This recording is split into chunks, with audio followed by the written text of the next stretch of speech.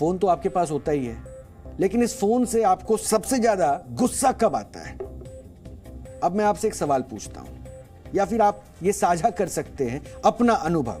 कल रविवार था और ज्यादातर कामकाजी लोगों के लिए सप्ताह के इस दिन छुट्टी होती है। आपकी भी होगी, और हो सकता है कि आपने भी रविवार को सुबह देर तक सोने का प्लान बनाया होगा। लेकिन अचानक सुबह 7 बजे ही आपके मोबाइल फोन की घंटी बजने लगती है। आपको लगता है कि कहीं कोई जरूरी कॉल ना हो। आप क्या करेंगे?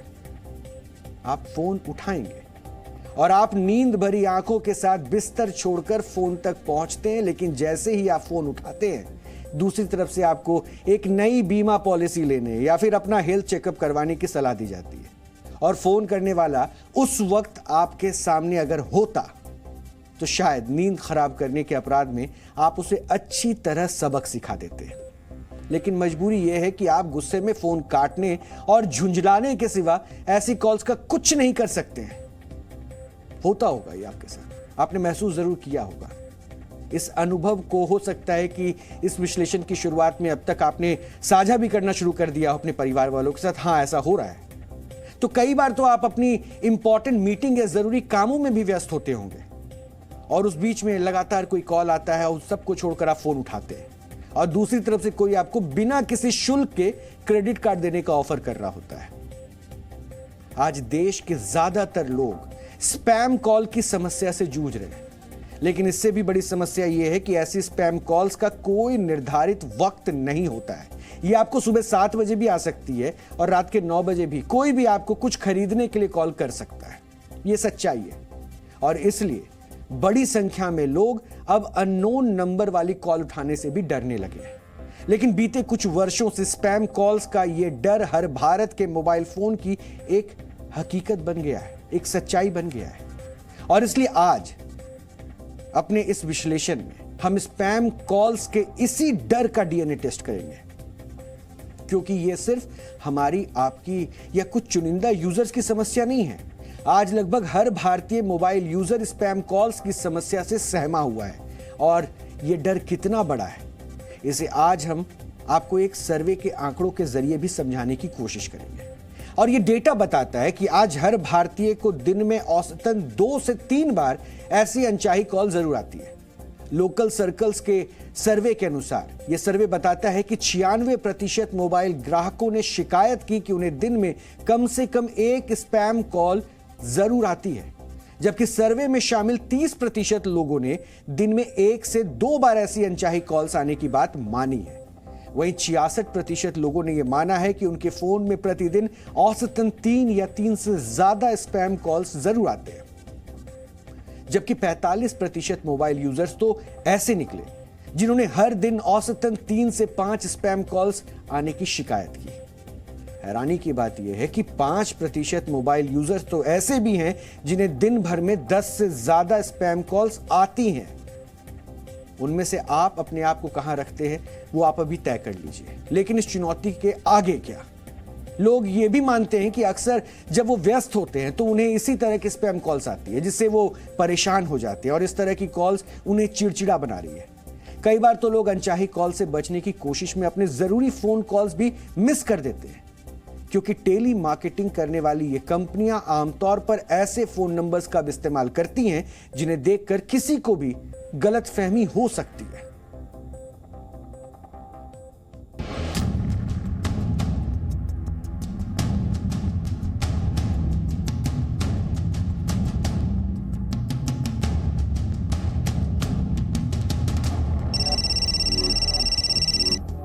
हेलो जी मैम।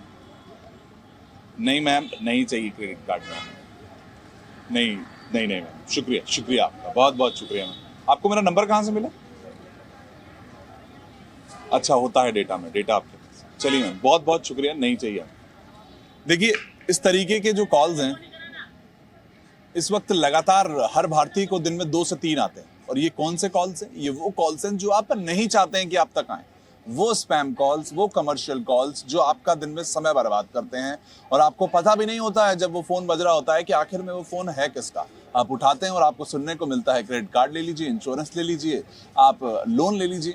या फिर अपनी गाड़ी सर्विस करा लीजिए, आरओ सर्विस करा लीजिए, जो भी सुविधाएं हैं वो सभी आपको इस वक्त देने लग जाते हैं। और नंबर आ रहा होता है उस वक्त वो पर्सनल, और आपको लगता है कि इस वक्त कोई व्यक्ति हमें फोन करना चाह रहा है, हमसे जुड़ना चाह रहा है, शायद मेरा जानकारी क्यों ना। अभी यही सबसे बड़ी समस्या है हर भारतीय की, उन करोड़ों यूजर्स की, कि आखिर में जब मेरे पास कॉल आता है तो मुझे पता तो चले कि किसका आ रहा है। हमें लगता है कि जानकार का फ़ोन है, उठाते हैं तो फिर एकदम ही फ़ोन बजता है कि ये प्रोडक्ट है हमारा, हम इस कंपनी से हैं। ऐसा ही फ़ोन मिलेगा फिर बड़ा दिमाग खराब होगा यार। कुछ कर रहा था काम, छोड़ के आया, फ़ोन को उठाया, चार्जिंग में लगा हुआ था, और वो मिलेगा किस चीज़ का, किसी कंपनी का, ये खरीद लो वो खरीद लो। परेशानी तो होती इससे। इसके लिए कुछ वैसा रूल्स आ जाए जो हमें वो अलग से आइडेंटिफाई हो जाए कि हाँ ये जो है स्पैम कॉल है, ये स्पैम कॉल है, या टेलीम। हाँ, अपना दिमाग घूम जाता है। बहुत आता है स्पैम कॉल, तो बहुत आता है कि लोन ले लीजिए, वो ले लीजिए, वो ऐसा है, वो ऐसा है। वो बहुत मुश्किल होता है, काम करने का मूड ही चला जाता है। बात करते हैं तो आप डिनाई करते हैं, वो लोग बदतमीजी पे उतर जाते हैं। सरकार एक बार फिर से कोशिश कर रही है अपना खुद का, जैसा आप समझिए एक मोबाइल ऐप आती है ट्रू कॉलर नाम की, जिसमें आपको डाउनलोड करना पड़ता है, उसमें पैसे भी देने पड़ते हैं कुछ प्रीमियम सर्विसेज के लिए, तो आपको पता चलता है कि ये नंबर कहाँ का है, किसका है। एक ऐसी ही सर्विस भारत में अब सरकार खुद बनाने की कोशिश कर रही है उन नेटवर्क कंपनीज के साथ मिलकर, कि आखिर में आपका फोन जब बज रहा हो तो आपको पता चल जाए कि ये फोन कहाँ से, ये मार्केटिंग कॉलिंग वालों का है या किसका है। लेकिन इसमें भी अभी बहुत से इस वक्त समस्याएं हैं जिनसे जूझ रही है सरकार, पर लोगों के लिए बेहद जरूरी हो गया है कि उन स्पैम कॉल से उन्हें बचाया जाए, उनका समय बचाया जाए, कॉलर आइडेंटिफिकेशन की सर्विस जल्द से जल्द लोगों तक पहुंच पाए। वरुण भसीन, जी media.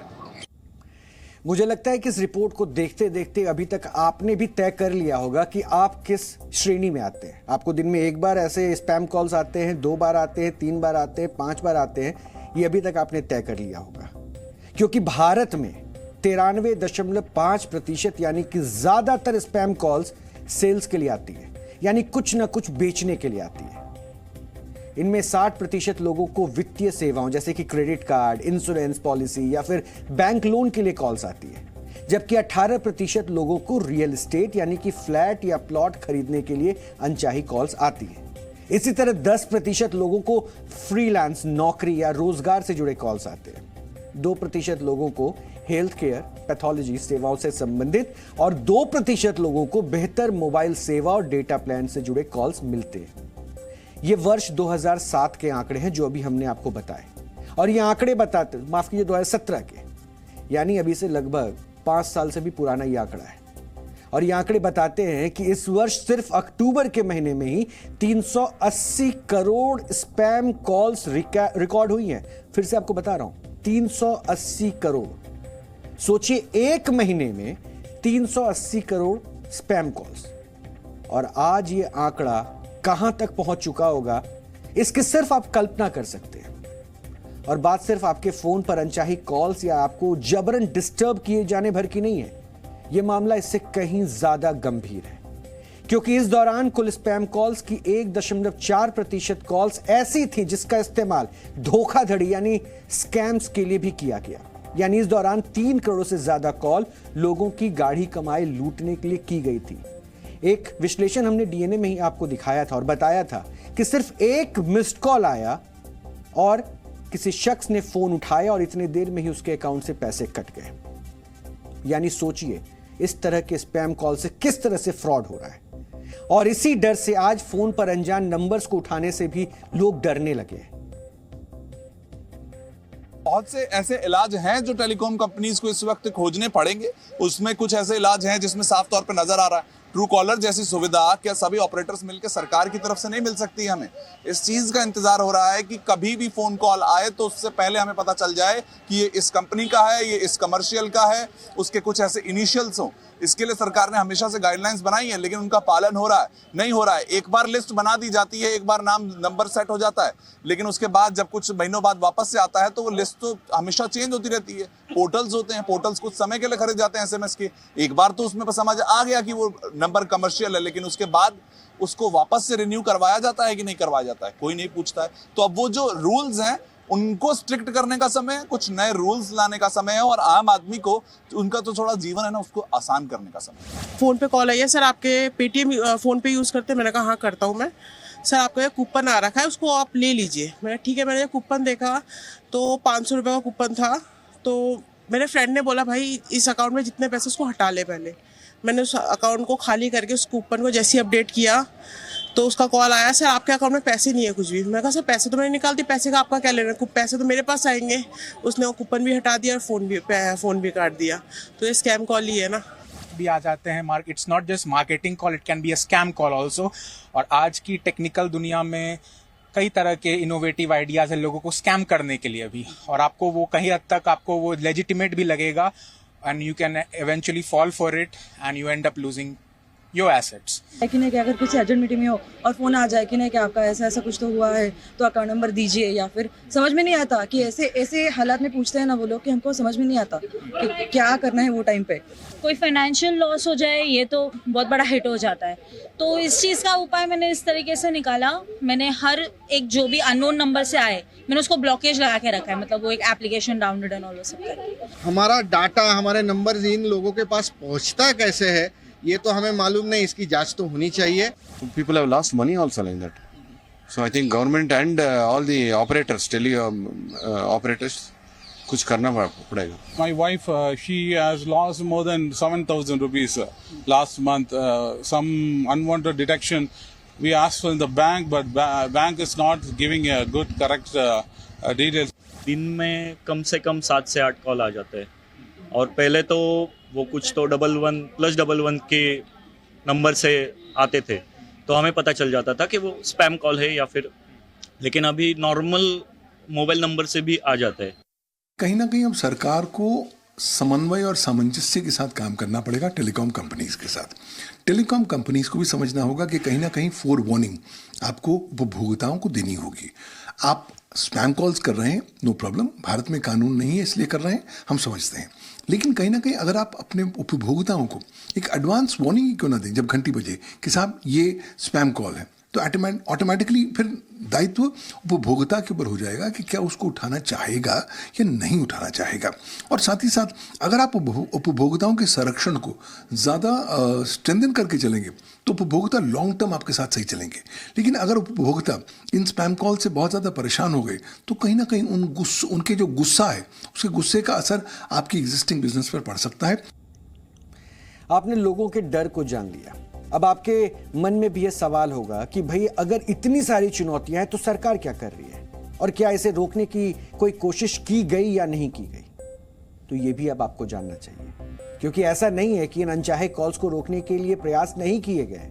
Telecom regulatory authority of India यानी ट्राई ने वर्ष 2018 में ऐसे स्पैम कॉल्स को रोकने के लिए नियम लागू कर दिया था।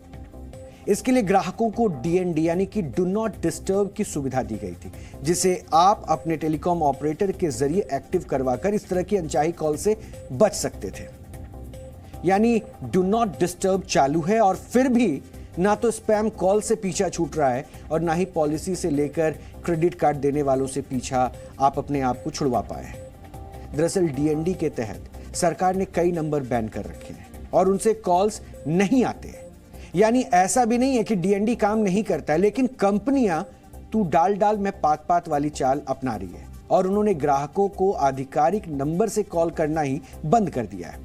इसकी जगह उसके एजेंट अपने प्राइवेट नंबरों से फोन करते हैं और ऐसे नंबर्स का ना तो सरकार के पास कोई डेटा होता है और ना ही ग्राहक के पास। ऐसे में आमतौर पर ऐसी कॉल्स को रोकना संभव हो पाता है और इन नंबर्स की शिकायत करने से भी कोई खास फायदा नहीं होता है।